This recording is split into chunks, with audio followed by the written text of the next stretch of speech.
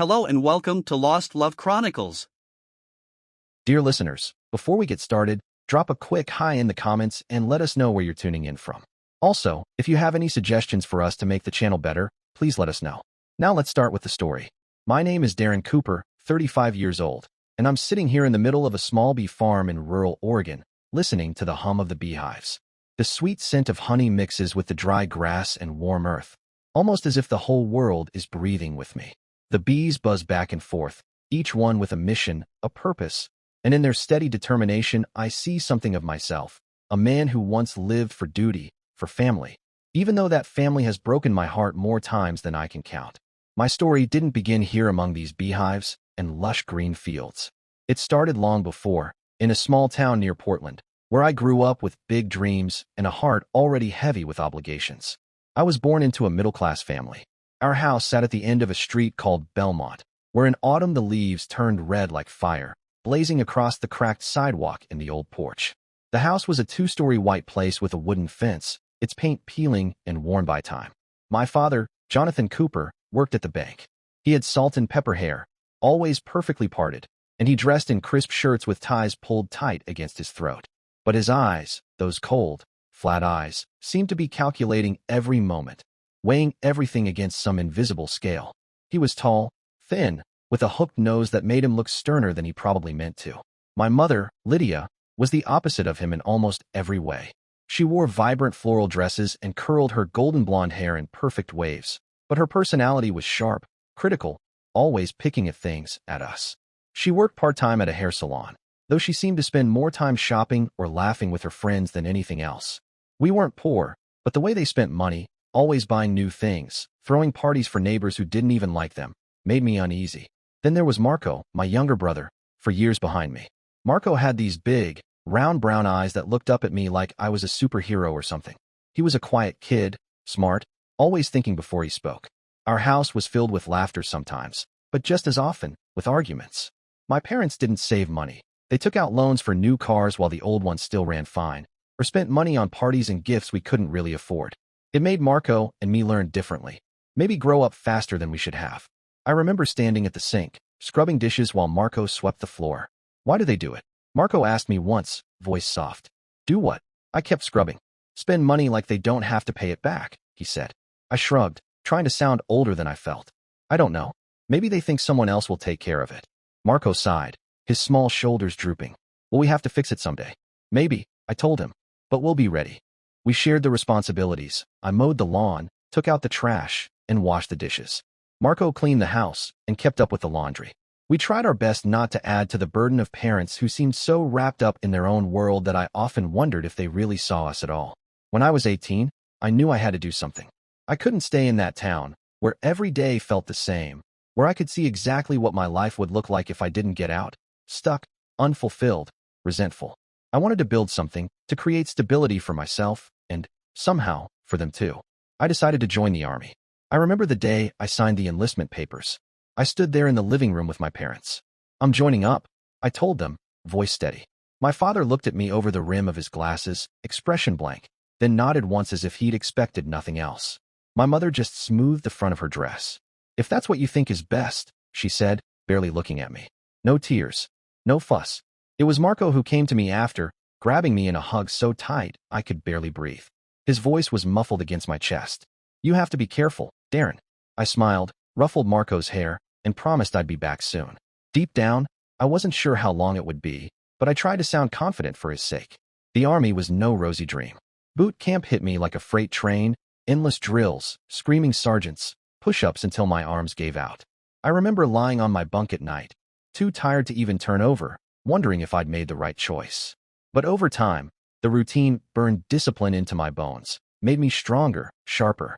I learned how to keep my head steady under pressure, how to rely on others, how to push my goals past fear. My unit, a ragtag group of young men from every corner of the country, became my second family. Around the barracks, we'd talk about our hometowns, our dreams, and the people we missed. I told them about Marco, about how he was smart, too good for the town we'd grown up in, how he wanted to go to college. Sounds like a good kid, Martinez, my bunkmate, said one night, polishing his boots. He is, I told him. I'm going to make sure he gets there. That's what big brothers are for, right? Every month, I sent most of my paycheck home. I figured it was my duty, keep the lights on, pay the bills, give Marco the chance I never had. My parents never said thank you. I'd get letters from them, or calls, always with the same script. Darren, my mother would say over the phone, the electricity bill is through the roof this month. Or, your father's car broke down. He needs something reliable. Sometimes it was, I need a dress for a friend's party. You wouldn't want me to look shabby, would you? I never refused. I told myself they needed me, that this was what a son did. Marco never forgot to say thank you. His letters were messy, full of scratched out words and crooked lines, but honest. Darren, he'd written once, I can study without worrying because of you. Someday I'll make you proud. That line alone was enough to keep me going through the worst days. But then things began to shift. My parents retired early, before they should have, and somehow grew even more dependent on me. They quit working entirely, but their spending didn't slow down. One afternoon, I got a letter. Darren, Mom wrote, we're thinking of renovating the house. The kitchen is so outdated. Could you send a bit more this month? A week later, a call came. Darren, my father's voice on the other end, calm as ever, we're going to Vegas for a few days. We'll need a bit of cash. I tried to reason with them. Mom, Dad, I said, my voice steady but tight. My pay isn't enough for all this. I'm covering bills, but I can't keep sending extra. My mother laughed, as if I'd just told a joke. Oh, Darren, you're the eldest son, she said, almost scolding. You have to take care of the family. Those words felt like a blade, slicing through whatever pride I had left. Still, I kept sending the money. Then came the day I was on leave and went home. I stepped out of the taxi, boots crunching the driveway gravel, and saw a brand new car gleaming under the afternoon sun. Whose car is that? I asked before I even set down my duffel bag. My father tossed me the keys like it was nothing. Yours, in a way, he said, smirking. We used the money you sent. My blood ran hot. That money was for the family, not for a car. I shouted, my voice shaking with fury. My mother turned away, crossing her arms. Don't be disrespectful, Darren, she muttered. Marco pulled me outside before I could explode. His face was pale, eyes apologetic. I'm sorry, Darren, he said, voice cracking. I didn't know. I'm working at Burger Joint now to help pay for books. It's fine. I stared at him, at the dark circles under his eyes, the grease stains on his uniform. Guilt swallowed me whole. I pulled him into a hug, trying to anchor myself. It's gonna be okay, I whispered. I'll fix it. I promise. But inside, a crack had formed. The years in the army passed quickly after that. I was promoted, trusted with bigger tasks and heavier responsibilities. But the weight on my shoulders started to wear me down, day by day. I began to feel exhaustion, not just physical, but mental. Every time I got a letter from home, a knot formed in my stomach. There was always a flicker of hope that maybe this time, my parents would tell me they were proud, that they'd finally see me for more than just a paycheck. But fear usually won. Fear that all they saw was a money machine in uniform. Still, I pressed on. For Marco. For the promise I'd made to myself that I wouldn't let this family collapse, no matter how hard it pulled at the seams. I had no way of knowing that those years, hard as they were only the prelude to a bigger storm. My life already felt scarred with wounds no one could see. But something worse was coming, something I could never have imagined. I was 27 then, at the peak of my military career, proud of what I'd accomplished. That year, they assigned me to a mission in the Middle East, the desert, where the sun burned so hot it felt like it wanted to peel your skin right off, where the air was thick with gunpowder and fear. Our job was simple on paper: escort a supply convoy down a remote road. Problem was, that road was notorious, a place where insurgents lay in wait like hungry wolves. I'd done convoy runs like this before. Each time, I'd grit my teeth, whisper a silent prayer, and tell myself I'd make it back to Marco, no matter what. But this time, something felt off. We rolled out on an afternoon so hot it felt like the sky was on fire, red and merciless. I was in the lead Humvee, maps spread across my lap, radio crackling with updates. Hey, Cooper, Joel shouted over the roar of the engine. You think I should ask Melissa to move in with me? Joel, this kid from Texas who never seemed to stop smiling, was always talking about Melissa. You barely know her, man, I teased, keeping one eye on the empty road ahead. She might run for the hills the second she smells your socks. He laughed, easy and loud, and for a second it felt normal, like we were just two friends on a long drive. But a tightness in my chest wouldn't go away. The road was too quiet, too still. Stay sharp, I said over the radio, eyes open. Then it happened. A sound like the end of the world, an explosion that rattled my bones, shook the earth itself. I heard Joel scream. The Humvee flipped. Time seemed to break apart into jagged pieces. Glass, smoke, fire, bullets whistling by. Pain shot through my right leg, white hot, tearing at my nerves. I dragged myself out of the twisted wreck, coughing, and grabbed Joel by the vest. "Come on, Joel. Move," I yelled, trying to pull him away. His head lolled back, eyes fixed on the sky, empty. "Joel!" I shook him hard, blood pounding in my ears. "Come on, man." "Joel!" Nothing. A bullet snapped past my ear. My own blood soaked into the sand, dark and sticky. My head spun, the world collapsing around me. I tried to stay awake, but darkness pressed in. Somewhere, through the gunfire, I heard the thump of helicopter blades, and a voice cut through the noise. "Cooper, hold on. Don't give up." I wanted to answer, but everything was slipping away. I woke up in a military hospital. Blinding white lights stabbed into my eyes, making me squint. The air smelled like antiseptic and something metallic. A doctor stood beside me, voice calm, too calm. "Sergeant Cooper," he said, steady and controlled, "you sustained severe injuries in the blast. Your right leg, below the knee, there was too much damage. We couldn't save it." My mind went blank. "You'll be fitted with a prosthetic," he continued, hands folded like he'd said these words 100 times before, "and you'll be sent back home. You'll be medically discharged due to your condition." He might as well have been talking about someone else. Me, Darren Cooper, the man who could run 5 miles without stopping, who could haul 50 pounds of gear through the blazing desert, was now a cripple. The days in the hospital blurred together in a haze of morphine and antiseptic. Nurses moved around me gently, changing dressings, checking monitors, offering strained smiles. But inside my mind, the explosion played on a vicious, endless loop. The blast, Joel's face frozen in terror, the helplessness in my own bones as I realized I couldn't save him. I started having nightmares. But it wasn't just nightmares. Even while awake, a slammed door or a truck backfiring would make me jump like I'd been shot again, my heart pounding, sweat running down my face like I'd been drowned. They called it PTSD, post-traumatic stress disorder. The doctor tried to explain it to me once, calm and careful, like I might break. "Sergeant Cooper," he said, "you went through a severe trauma. These flashbacks are a normal response. There is treatment available." I shook my head. "No, I can handle it. Consider therapy," he pressed. "You shouldn't go through this alone." I clenched my fists so tight my nails bit into my palms. I said no. Because to me, therapy was weakness. I thought I could push through, the way I'd always pushed through everything else. At 28, they discharged me and sent me home. I didn't really know what I expected, maybe a hug from my mom, a handshake from dad, something that would tell me I could start healing. Instead, I stepped off that plane in Portland with a battered backpack, a cheap prosthetic leg that still squeaked every time I shifted my weight, and a heart that felt heavy enough to sink me straight through the tarmac. Marco was waiting for me. He was taller now, shoulders broader, no longer the scrawny kid who'd hugged me before I left. When he saw me on crutches, his eyes shimmered, but he forced a smile and wrapped his arms around me. "You're back, Darren," he whispered. "Everything's going to be okay." I nodded, swallowing a lump in my throat. But inside, I didn't believe him.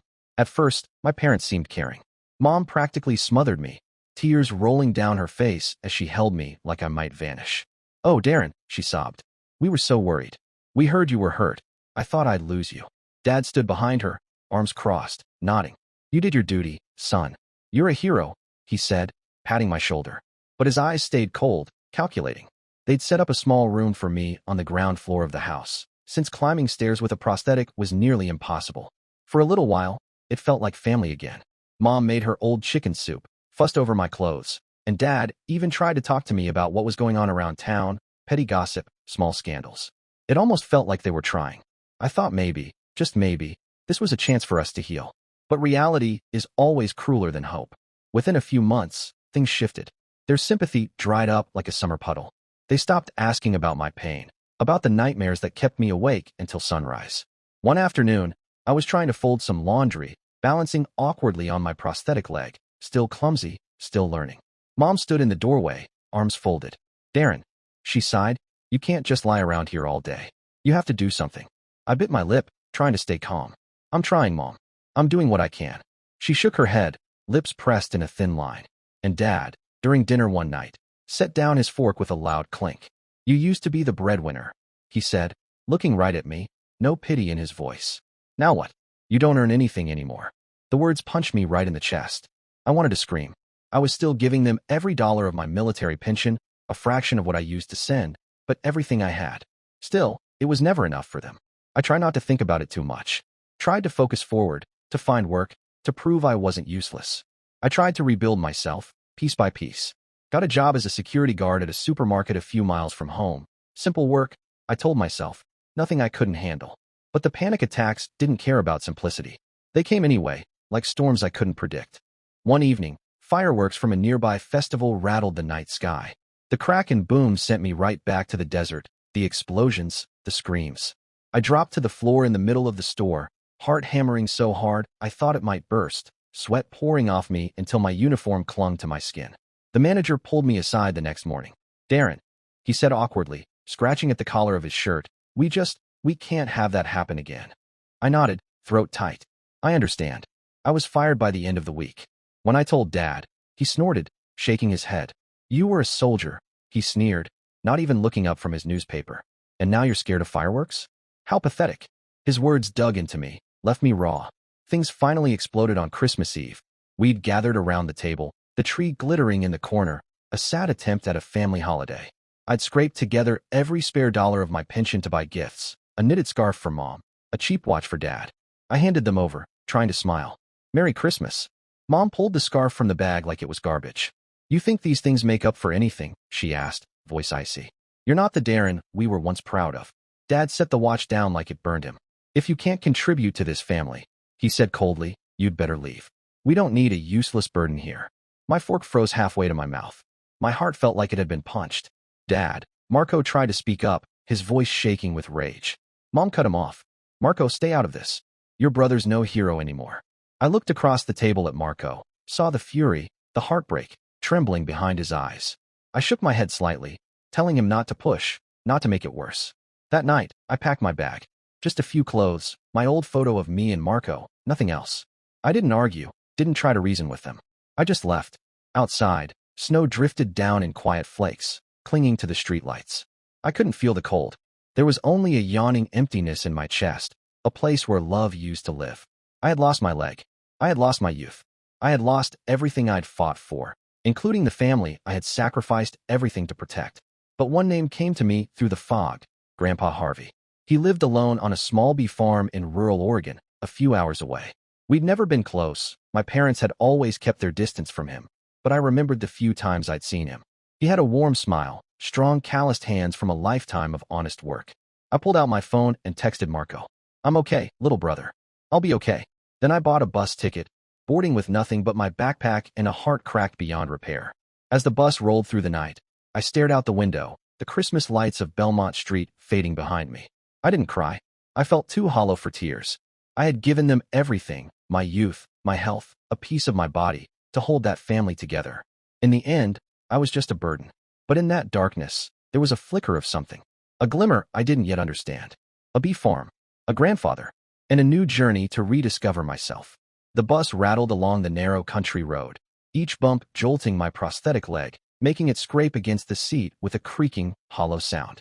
It was a constant, cruel reminder that I wasn't the same Darren Cooper who once sprinted through obstacle courses and carried 50 pounds of gear like it was nothing. I didn't bring much, just a backpack stuffed with a change of clothes, and all the broken pieces of who I used to be. Before boarding, I called Grandpa Harvey, voice shaking, unsure of how to even begin explaining. "Grandpa." I'd managed my throat tight. I need a place to stay." He didn't hesitate, not even a beat. "Come on over, Darren," he said, calm and warm. "My door is always open." Those simple words, so gentle, so free of judgment, sparked the tiniest ember of hope in me, something I hadn't felt in years. When the bus finally stopped at a tiny station surrounded by nothing but fields and silence, I saw him waiting. Grandpa leaned against a battered old pickup, a faded baseball cap pulled low over his brow. He was thinner than I remembered, hair now as white as winter snow, skin creased and weathered like a worn map. But when he saw me, his whole face lit up, a smile like sunlight breaking through a storm. "Darren," he said, stepping forward with his arms wide. "You've grown so much." I tried to smile, awkwardly shifting my balance on the prosthetic, and stepped into his hug. He smelled of earth and old wool sweaters, familiar and safe. He didn't even glance down at my leg, didn't mention it, didn't show an ounce of pity, just gave my shoulder a reassuring pat. "Get in the truck," he said. "Let's go home." The ride to his bee farm was quiet, except for the crunch of gravel under the tires. When we pulled up, I took in the place, the small wooden house with its porch lined with rickety chairs and pots of wildflowers, and beyond it, rows upon rows of beehives gleaming white against a backdrop of towering pines. The air buzzed with thousands of bees in perfect, tireless motion, their humming strangely soothing. I stepped out of the truck, leaning on my crutches, and inhaled the warm scent of honey, mixed with wildflowers and pine. Somehow, out here, everything felt softer, as if, for the first time in years, my heart was allowed to rest, even if just for a moment. The first days weren't easy. The nightmares still came. Some nights, I'd jolt awake, drenched in sweat, heart hammering, convinced I was back in that burning desert, hearing the screams, feeling the Humvee flip. Grandpa must have heard me yelling through the walls, but he never came barging in, never scolded or pitied me. Instead, every morning, there'd be a steaming mug of tea waiting outside my door. One day, I finally asked him, voice low, embarrassed, "Grandpa, why don't you ever say anything about the nightmares?" He paused, studying me with eyes that had seen their own share of storms. "Darren," he said gently, "everyone has their own battles. I can't fight yours for you." His voice was quiet but unshakable. "But I can be here with you." Something in my chest cracked open at those words. I had to look away, afraid I might break down right there. Grandpa was a man of few words, but every word seemed to carry the weight of entire lifetimes. One afternoon, he took me out behind the house, gesturing toward the rows of hives gleaming in the sunlight. "Bees are remarkable creatures," he said, his eyes suddenly bright, a spark of something young and alive in them as he showed me the hives. "They work together," Grandpa told me, standing by the hives, hands resting on the weathered wood. "No one's selfish. No one abandons their own. If you listen, their hum will teach you how to live." I didn't completely understand him then, but I wanted to. So I started helping him, slow, careful work. Checking the hives, replacing the old wooden frames, learning how to spot a sick queen or calm a restless swarm. The movements were methodical, gentle, requiring a kind of patience I'd never known. And somehow, that steady, rhythmic buzz settled my mind. It felt like a meditation, each vibration helping me push away the memories that tore me apart at night. One afternoon, we sat together on the porch, mugs of coffee warming our hands as the sky turned a rich orange over the pine trees. Grandpa's cat, a scruffy old tabby, stretched lazily on his lap. Out of nowhere, Grandpa spoke. "My son wasn't always like that," he said quietly, his eyes following the sinking sun. I looked at him, confused. "You mean, Dad?" He nodded, a sadness in the lines of his face. "Jonathan was a good boy once. But after he married your mother, Lydia, everything changed. They started living only for themselves. They even took my savings once, spent it like it was nothing." My mouth fell open. "Grandpa, I didn't know. They took your money." He sighed, stroking the cat, not angry, just tired. "I forgave them, but I never forgot." That stunned me. I had never heard him say a harsh word about my parents before. You're not angry?" I asked, almost in disbelief. Grandpa shook his head with a small, resigned smile. "Life's too short to hold grudges, Darren. You have to learn to let go." His words settled deep in my chest, stirring something I hadn't dared feel in a long time. I'd been carrying this heavy, black anger toward my parents for years. Every time I thought of them, it felt like a fist closing around my ribs. But hearing Grandpa speak, I felt lighter. Not forgiving, not yet, but free. Free from trying to meet their impossible expectations. Free from carrying all that poison. Little by little, the work on the bee farm began to heal me. Grandpa taught me how to recognize a strong hive, how to gently pry loose a honey frame, how to read the bee's signals. The first time I lifted a full honeycomb, golden and heavy and fragrant, I couldn't help but grin. "Grandpa, look at this," I said, holding it up like a trophy. He grinned right back, eyes twinkling. "You did well, Darren." And in that moment, it hit me. It was the first time in years that someone had praised me with no strings attached, no guilt, no conditions. But it wasn't always easy. One day, we were working the hives when a small plane droned overhead, low and rumbling. The sound slammed into me like a hammer. My chest tightened, panic roaring up from my gut. My vision blurred, and I dropped the honey frame, crashing to the ground. I collapsed next to it, grabbing at my head, trying to breathe. Darren, Grandpa was there in seconds, dropping to his knees beside me. He didn't say anything, just placed a steady, warm hand on my shoulder and stayed there, silent, until the storm inside me finally loosened its grip. When I could speak again, I rasped out, "I'm okay," ashamed of the tears stinging my eyes. "Sorry, Grandpa." He shook his head gently. "No one expects you to be strong all the time, Darren," he said with quiet certainty. "Just keep trying. That's enough." Slowly, I found a kind of passion in beekeeping that surprised me. It started small, a curiosity, a way to keep my mind from drifting back into darker corners, but it grew. I began devouring books about bees, learning how they spoke to each other with their dances, how they defended the hive, how they braved harsh winters. Somewhere along the line, it hit me. Like those bees, I was fighting to survive, not just the war, but the invisible wounds left on my heart. Each day, I felt a little steadier on my feet, even though the prosthetic ached whenever the Oregon rain made the air damp and cold. The nightmares still clawed at me sometimes, dragging me back to the desert. But the bees, their endless, gentle hum, helped me return to the present. Grandpa didn't only teach me about bees. He taught me how to live. He led a simple life, demanding little, but somehow finding joy in things that seemed so small. A fresh jar of honey, an evening spinning old vinyl records, the smell of rain on the fields. I tried to follow him. I found myself sitting on the porch, listening to the bees and letting the breeze wash over me, learning to be still. One evening, over dinner, just sandwiches and mashed potatoes, Grandpa looked up from his plate. "Do you ever think about the future, Darren?" he asked. I hesitated. The future? That felt like a dangerous thing to consider. I'd lost too much, friends, my health, my family, to trust in anything ahead. I don't know, I admitted. Grandpa studied me, eyes full of something fierce and hopeful. "This farm is small," he said, "but it has potential. If you want, we could make it bigger. Together." His words stopped me. Together. I let that sink in, the idea that there could be something after all this. That I could build something, not just survive. "Yeah," I said, voice rough but honest. "Yeah, I think I'd like that." He grinned, wide and warm. "Good. That's what I hoped you'd say."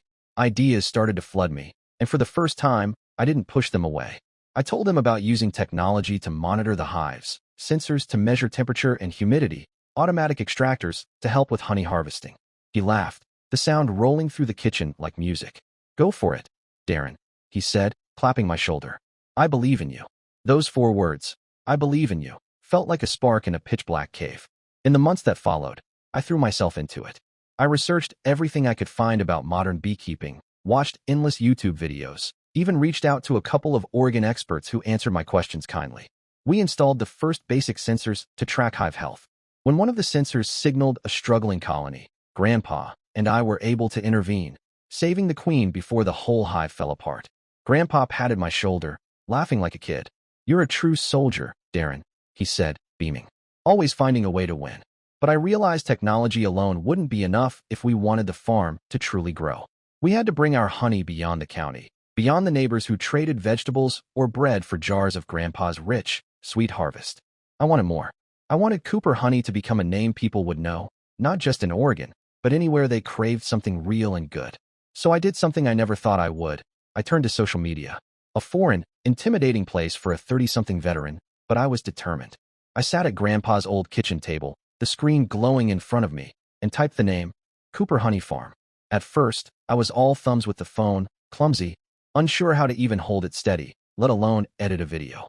I'll never forget trying to film Grandpa harvesting honey for the first time. My hands shook so badly the footage looked like an earthquake had hit. But I didn't quit. I spent nights watching tutorials, learning how to use simple editing software, cutting clips together, writing short posts about beekeeping. I started telling people my story, a veteran who'd come home broken, but was finding new meaning among the bees. I didn't go into all the details. Not about the nightmares, not about Mom and Dad turning me out. But I did share the truth I could bear, how the steady hum of the bees helped me find a fragile peace, how working with my hands and caring for living things made me feel human again. At first, hardly anyone watched. A couple of neighbors, a few of Grandpa's old friends, polite likes and comments that felt more like sympathy than interest. But then, one evening, everything changed. I'd filmed Grandpa and me inspecting the hives at sunset, the orange light catching the honey, the bees drifting like gold sparks around us. Someone shared it in an organic products group, and overnight the view count exploded. Hundreds of people watched, commented, shared, and the messages came flooding in. Strangers asking how to buy our honey, curious about our bee-friendly practices, offering kind words I didn't know how to answer. One message stopped me cold. "Your story inspires me.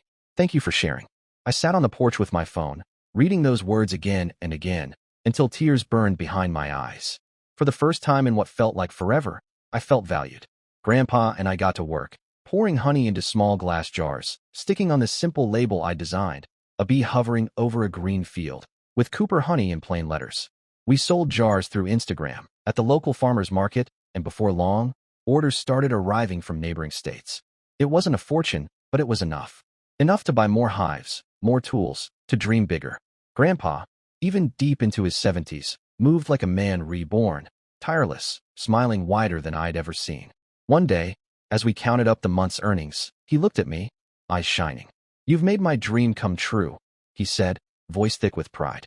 I shook my head, grinning. "No, Grandpa, I'm just carrying your dream forward." Within a year, the place transformed beyond what I'd imagined. We brought in help, Sophie, a bright, dedicated young woman crazy about organic farming, and Troy, a guy who'd worked on a neighboring ranch. They brought energy, new ideas, laughter. Suddenly, the farm didn't just belong to Grandpa and me. It was a community. Cooper Honey became a recognized name in organic stores. We started shipping not just across Oregon, but to California, Washington, even a couple of small orders to Canada. But none of that mattered more than what it did to me inside. Every day in those bee fields, hearing the soothing hum, working with my own two hands, I was healing. Slowly, steadily. The panic attacks didn't vanish. Some nights I still jolted awake, tangled in sweat and fear, or a loud bang would make me jump out of my skin. But they grew less powerful, less frequent. And Grandpa, he was more than a teacher. He was my friend, my family, the person who made me believe I could become more than the wounds I carried. Then, one afternoon while I was filming a clip about checking the frames for honey stores, my phone buzzed. I glanced down, a message from Marco. "Darren, I saw your farm on YouTube. I'm proud of you," he wrote. I couldn't help but smile, my heart warming in a way I hadn't felt for so long. Marco was the only family member I still kept in touch with, though even that had been spotty over the years. I texted back, inviting him to come, a tiny spark of hope lighting inside me that maybe, just maybe, we could rebuild what we'd lost. A few weeks later, I stood on the porch, staring down the dirt road that curved through the pines, my heart pounding like a kid waiting for Christmas morning. Marco had promised to visit that weekend, and today was the day. I didn't know what to expect. Would we hug? Talk awkwardly? Sit in the quiet of two brothers separated by years of silence? Deep down, though, I wanted nothing more than to reconnect. Marco had always been the one person who really saw me, who tried, in his own way, to stand by me. When a small silver rental car pulled into the yard, dust swirling in the sunset, my heart leapt. Marco stepped out, taller than I remembered, a little leaner, wearing a light blue shirt, and flashing the same bright, open smile from when we were kids. "Darren," he called, breaking into a run before I could move. I barely had time to brace before he threw his arms around me in a hug, so strong, I nearly lost my balance. I hugged him back, taking in the familiar warmth, the scent of soap and city air. In that one moment, all those long years and miles seemed to collapse between us. "Welcome home, kid," I whispered, my voice cracking. Marco laughed, pulling back and giving my shoulder a playful punch. "Home. You've turned this place into a bee empire." From the doorway, Grandpa Harvey watched with a wide grin, his eyes twinkling like the morning sun on honey. "Come on in, Marco," he called out, waving him forward. "I've got some honey-glazed ribs that'll knock your socks off. You boys better eat up." We stepped inside the little wooden house, the familiar scent of pine and wood smoke wrapping around us, mingling with the rich, sweet aroma of roasted meat and mashed potatoes. Grandpa had set the table with the same humble but welcoming style, no fancy plates, but right in the center, a jar of Cooper honey glowed under the lamplight, like a quiet symbol of everything we'd built here. Dinner started with laughter. Marco told stories about his life in Seattle, working for a tech company, and teased me about my Instagram posts. "I'm not kidding, Darren," he said between bites. "I've been bragging to my coworkers about my honey mogul brother." That made me laugh so hard I nearly choked on a mouthful of potatoes. Grandpa, of course, had to jump in, telling Marco about the first time I tried to harvest honey and dropped an entire frame, sending bees scattering everywhere. We laughed until tears stung our eyes, real, good tears that washed something clean inside me. For the first time in years, I felt like I belonged at that table. Not out of obligation, not from duty, but out of real love. Halfway through dinner, though, Marco grew quiet. He set down his fork and looked across the table at me, his expression turning serious, almost painfully so.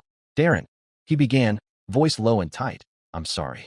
Back then at home, I didn't stand up for you. I knew Mom and Dad treated you like crap, but I was too scared to do anything." I shook my head, reaching across to squeeze his shoulder. "Marco, you were just a kid," I told him, steady and honest. "You did everything you could. I don't blame you. I never did." He nodded, swallowing hard, his eyes going red and watery, and I knew right then that the crack between us, the wound left by our parents, had started to heal. Grandpa, watching us, didn't say much. He never did, but there was pride in his gaze, steady and warm. He lifted a glass of homemade cider and said, "A toast to cracks that are mending," Grandpa said, lifting his glass, "and to misunderstandings that are fading." We clinked our glasses together, the cider warm and tart on my tongue, and in that moment a kind of peace settled over me, a peace I had never known. Dinner ended with laughter, with stories about bees, the farm, dreams for the future. Marco talked about maybe starting a wildflower garden to support the bees, and I told him about my idea to try selling beeswax candles. For the first time in years, hope didn't feel so fragile. The next morning, as Marco packed up to head back to Seattle, he pulled me in for another hug. "Darren," he said, gripping my shoulders, "I want to be part of this farm. Not just as a visitor, as family." I nodded, my chest aching with gratitude. "You'll always have a place here, Marco." As his car disappeared down the dusty road, I stood beside Grandpa, the morning breeze stirring through the pine trees, and knew deep down this was the beginning of something new, not just for Cooper Honey, but for us. In the days that followed, I felt energy running through me like a current. Marco's visit had ignited something in me, reminded me that family could still mean something if built on honesty and love. As Grandpa always said, family is who stands by you, not just who shares your name. Our bee farm was thriving. Cooper Honey was stocked in organic stores across Oregon, and orders poured in from places I'd never even dreamed of reaching. We hired another helper to keep up with demand, and I began to allow myself to dream even bigger. Maybe one day Cooper Honey could stand as a symbol of resilience, a story of falling and rising again. But life, I'd learned this the hard way, never lets you stay comfortable for long. One golden afternoon, as I was checking a hive sensor near the edge of the field, I heard the crunch of tires on gravel. I turned, expecting a customer maybe, or a delivery truck. But my stomach knotted when I saw the silver car pulling up to the gate. The door opened, and for a moment I couldn't move. Out stepped my parents, Jonathan and Lydia Cooper, dressed as if they were on their way to a country club party. My mother wore one of her bright floral dresses, her smile pasted on like stage makeup. My father's suit looked expensive but rumpled, his salt and pepper hair mussed by the wind as he scanned the farm with cold, calculating eyes, as if measuring its worth. From the porch, Grandpa rose to his feet, his presence solid as a stone wall. "Jonathan, Lydia," he called out, voice even but edged with steel. "What are you doing here?" My mother hesitated, glancing at my father as if waiting for him to speak. My father stepped forward, clearing his throat, wearing a smile that was so painfully false I felt sick. "We know we were wrong," he said, hands spread in mock sincerity. "We want to apologize. We want to reunite, as a real family." Those words, "we want to reunite as a real family," sounded sweet, but the moment they left my father's lips, I saw the way his eyes darted, scanning the bee boxes, the hives, the land itself, like a vulture circling something dying. My mother jumped in, voice sticky sweet. "Darren, we saw your farm online," she said, smiling, as if rehearsed. "You've done so well. We just want to be a part of it." My hands were clenched so tight around the wooden hive frame they trembled. Part of me, a small, desperate part, wanted to believe them, to believe that they were sorry, that they had changed. But then the memory of that Christmas Eve, their faces twisted in disgust, their words calling me worthless, burned through me like acid. I looked over at Grandpa, and he met my gaze with a calm, steady look, giving the slightest shake of his head, as if to say you already know the truth. "Jonathan, Lydia," Grandpa said, his voice so even and cold it sent chills through me. "You took my savings, squandered them, and now you show up the minute Darren makes something of himself." He paused, letting the silence burn. "Did you think I wouldn't see through your scheme?" My mother went pale, her painted smile faltering, while my father stiffened, swallowing hard. "That was a long time ago," my father said, voice wobbling around the edges. "We were wrong, but we want to make it right." I felt my chest seize with anger, but I forced myself to breathe. "Dad, Mom," I said, trying to keep my voice steady, "I spent my entire youth taking care of this family. I sent home every dollar I could, gave up everything to keep you afloat. But to you, I was just a money machine. When I came back broken, you turned your backs on me." My mother began to cry, tears rolling down her cheeks, but something in me stayed numb. "Darren, you can't treat your parents like this," she sobbed, voice cracking. "We're family." I shook my head slowly, feeling a strange release, like I was breathing free air for the first time. "Family," I told her, steady, "isn't the people who throw you out when you need them most. My family now is Grandpa, Marco, and the people who stayed by my side." My father's face darkened, rage breaking through the fake politeness. He stepped closer, jabbing a finger at my chest. "Who do you think you are, Darren?" he hissed. "Some farm owner? You're still just a crippled soldier who lived off us for years. Those words, once, they would have gutted me. But now they bounced off like pebbles against stone. I looked him dead in the eye. I'm Darren Cooper, I said quietly but firmly, the man who built this farm from nothing, alongside Grandpa. And I don't need you to prove my worth. Grandpa stepped forward, putting a protective hand on my shoulder, his voice iron strong. Jonathan, Lydia, leave, he said, and don't come back. My mother opened her mouth to protest, but my father grabbed her arm and turned away, muttering under his breath about it not being worth their time. They climbed back into their shiny car, slammed the doors, and drove off, tires spitting gravel behind them. As they disappeared down the lane, I felt something inside me break loose, not pain, but relief. A weight lifted, like chains finally falling from my shoulders. I wasn't angry anymore. I was free, but the story didn't end there. A few weeks later, Marco called, his voice practically bursting through the phone. Darren, I've got a week off. I want to come back to the farm. And I've got ideas for the business. Hearing that excitement, something in me warmed.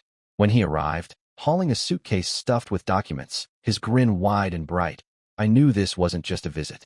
He spread papers across the kitchen table, diagrams, sketches, lists, all of it. Look, he said, tapping a page covered in neat bullet points.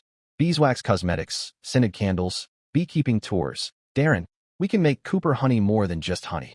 It can be an experience. I watched his eyes glow with energy and couldn't help but feel proud. The kid I used to send money for textbooks was now a man with dreams of his own. Grandpa leaned back in his chair, studying the pages with a soft, impressed smile. Well, he chuckled, you boys are going to give me more work than I've ever known. Marco laughed, and for the first time in a long time, I felt the world was right. We got to work. I helped Marco build a line of beeswax cosmetics, simple, natural moisturizers, and lip balms. Marco set up an online store and began reaching out to organic markets. He also pitched the idea of beekeeping experience tours, where people could come see the hives, learn about the bees, even taste honey straight from the comb. The first few families who visited were curious, wide-eyed, and fascinated. Before I knew it, word had spread, journalists came to write about us, and even a local TV crew filmed a segment on our story. Marco planned to stay a week, but 1 week turned into 2, then 3. We became a true trio, me, Marco, and Grandpa, working, eating simple meals together on the porch, sharing stories and laughter under the evening stars. One night, as we passed plates of cornbread and honey around, Marco grew quiet. Darren, he said, voice a bit rough, I'm sorry. Again, for everything back then, for not fighting for you. I shook my head and set my cup down. You're here now, Marco. I told him, meaning every word. And that's enough. A slow smile spread across his face, and I knew he believed me. Somewhere deep inside, the wound between us was finally healing. Meanwhile, my parents kept trying to get through, messages, calls, even a long letter full of excuses and regrets. Grandpa and I read it together. Afterward, he folded the letter neatly and tossed it into the wood stove without a word. We were in agreement. We didn't need them anymore. One afternoon, as Marco and I packed a big honey shipment destined for California, he paused, holding a jar in his hands. You know, Darren, he said, glancing at me with an intensity that made me pause, I've always admired you. Even when things were at their worst, you never gave up. I smiled at that, warmth spreading through my chest like sunshine on a cold day. Marco, I replied, I couldn't have done it without you. Or Grandpa. He grinned, and for a moment we just stood there, two brothers, no more brokenness between us. The bee farm had become something more than a job or a second chance. It was a home, a place where I, and the people I loved, had built something from the ground up, with calloused hands and honest hearts. Sure, the nightmares still came some nights, but fewer now. And when they did, I knew I wasn't alone. Grandpa and Marco would be there, just as steady as the bees in the field. I had learned something powerful on this journey. Family is not just the people who share your blood, but the ones who stay, who lift you when you fall. Standing among the hives one morning, watching the bees dance in the summer light, I felt stronger than I ever had. My journey wasn't over, but I wasn't afraid anymore.